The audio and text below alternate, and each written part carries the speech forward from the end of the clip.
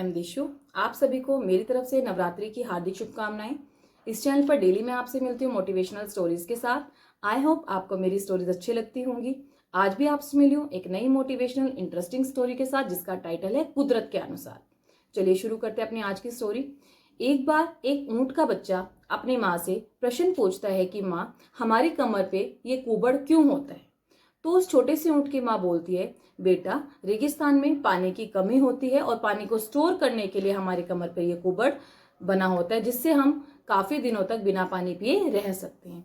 अब जो बच्चा होता है फिर अपनी माँ से प्रश्न पूछता है कि माँ, हमारे पैर इस तरह से फैले हुए क्यों होते हैं। अब माँ अपने बेटे को जवाब देती है, आंसर देती है कि बेटा, रेगिस्तान में काफी रेत होती है, मिट्टी होती है, जिस पर हम आसानी से चल पाएं, तो हमारे जो पैर हैं वो फैले हुए होते हैं, हमें चलने में किसी प्रकार की कोई मुश्किल ना आए। अब बेटा बोलता है कि माँ, मुझे आपसे एक प्रश्न और पूछना है। तो माँ मुस्कुराकर बोलती है, बोलो, क्या प्रश्न है तुम्हारा। फिर माँ जो बेटा है वो बोलता है कि हमारी आंखें, हमारी पलकें इतनी बड़ी और मोटी क्यों होती हैं। माँ की तरफ से आंसर आता है कि बेटा, रेगिस्तान में बहुत ज्यादा रेत मिट्टी होती है जो हमारी आंखों में ना जा पाए, तो जो भगवान है, जो कुदरत है, उसने हमारी आंखें मोटी और पलकें बड़ी बनाई हैं कि जब भी रेत मिट्टी उड़े हम इनसे अपनी आंखों का बचाव कर सके। अब फिर बच्चा अपनी माँ से बोलता है कि माँ, जब भगवान ने हमारा शरीर, हमारी आंखें, हमारे पैर, हमारे सभी अंग कुदरत के अनुसार बनाए हैं, रेगिस्तान में रहने के अनुसार बनाए हैं, तो हम यहाँ जू में क्या करें, चिड़ियाघर में क्या करें। तो माँ बेटे को बोलती है कि बेटा, यहाँ हमें लोगों के मनोरंजन के लिए रखा गया है। ये लोग हमें यहाँ अपने फायदे के लिए रखते हैं, जिससे उनको कीमत मिलती है, उनकी आमदनी होती है। यहाँ पर हमारा अपना कोई वजूद नहीं है, हम अपने अनुसार अपनी जिंदगी नहीं जी सकते।